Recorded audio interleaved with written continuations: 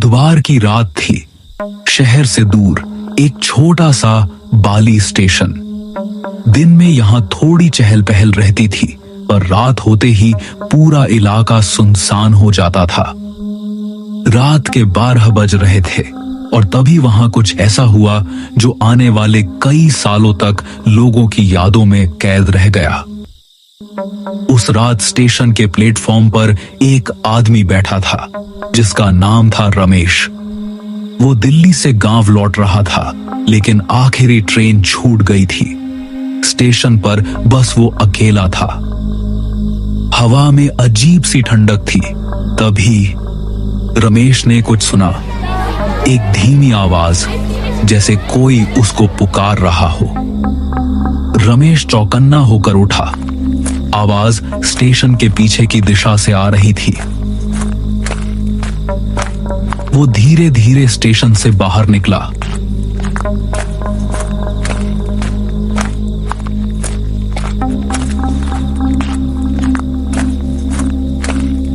और देखा, प्लेटफॉर्म के कोने पर एक पुरानी टूटी हुई कार खड़ी थी। वो कार वहां क्यों थी, इसके बारे में किसी को कुछ पता नहीं था। रमेश कार के करीब पहुंचा। हवा अचानक और ठंडी हो गई। उसने देखा कार का शीशा टूटा हुआ था और अंदर धूल और जाले भरे थे। पर तभी उसे ऐसा लगा जैसे कार के अंदर कोई हलचल हुई हो, जैसे किसी ने सीट पर हाथ फेरा हो। वो झुककर देखने लगा और तभी धक की आवाज आई, जैसे किसी ने अंदर से दरवाजा हल्का सा धक्का दिया हो। रमेश के हाथ कांपने लगे। उसने दूर हटकर देखा।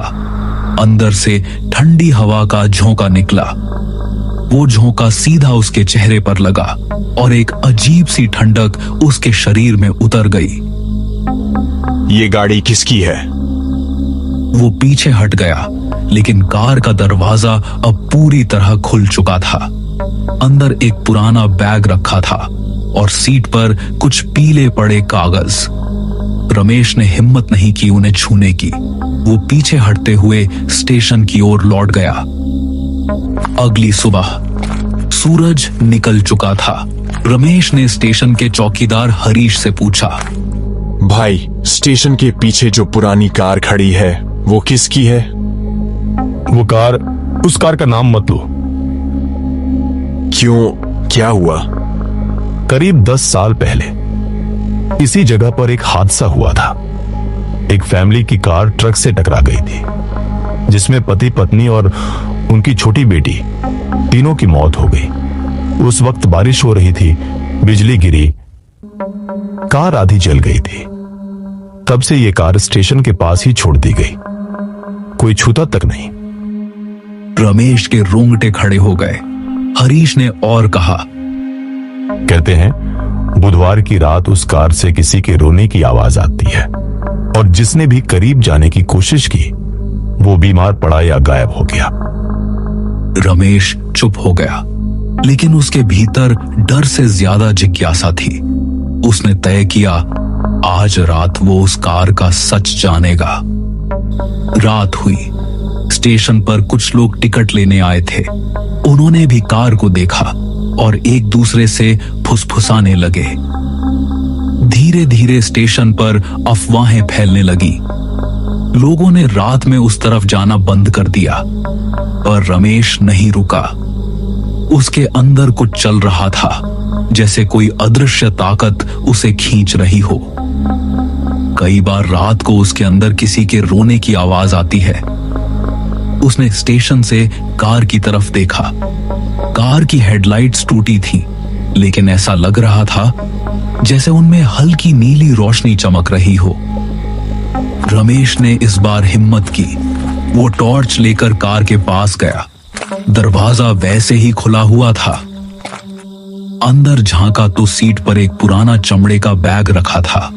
उसने बैग खोला।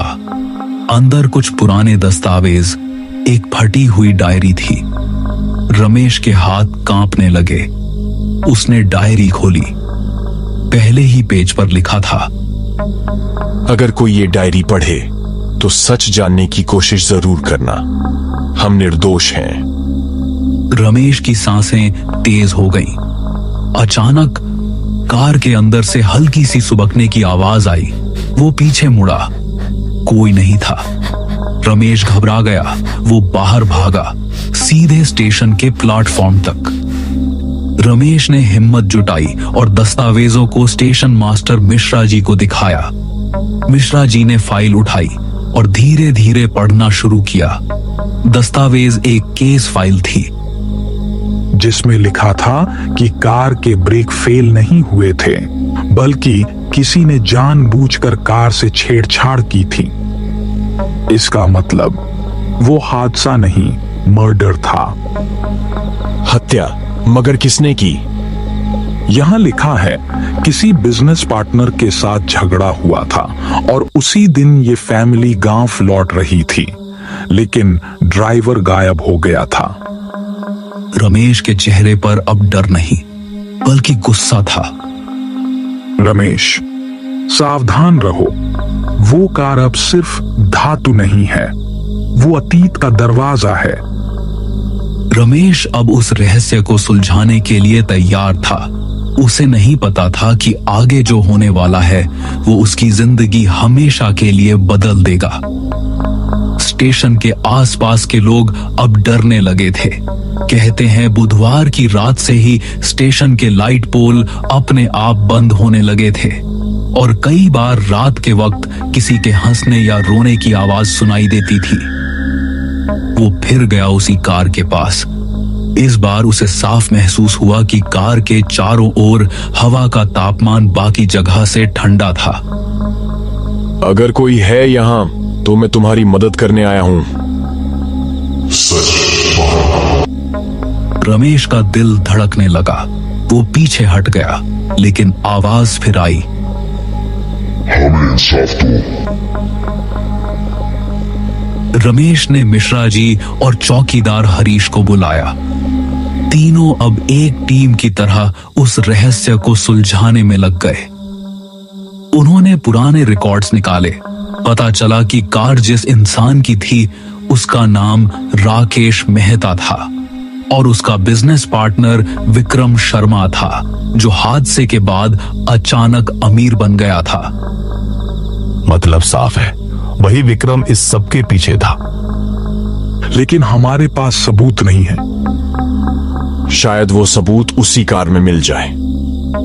रात को रमेश टॉर्च लेकर कार के पास गए। रमेश को सीट के कोने में एक पत्र मिला। पत्र में लिखा था, विक्रम ने हमें धोखा दिया। उसने मेरी कंपनी हड़पने के लिए मेरे परिवार के सदस्यों को बंदी बना लिया और कहा जब तक मैं इस पर साइन नहीं करूंगा तब तक मैं तुम्हारे परिवार को नहीं छोड़ूंगा। अब वक्त है इन आत्माओं को इंसाफ दिलाने का। अगली सुबह रमेश सीधे पुलिस चौकी गया।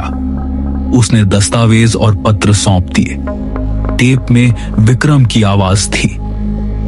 वो किसी से फोन पर बात कर रहा था और साफ कह रहा था, मैंने गाड़ी का ब्रेक फेल कर दिया है, अब हमें कोई नहीं रोक पाएगा।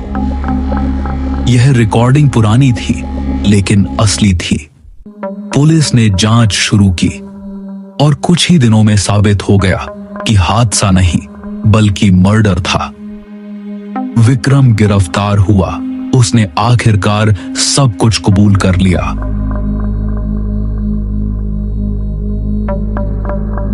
उसी रात स्टेशन पर एक अनोखा सन्नाटा था।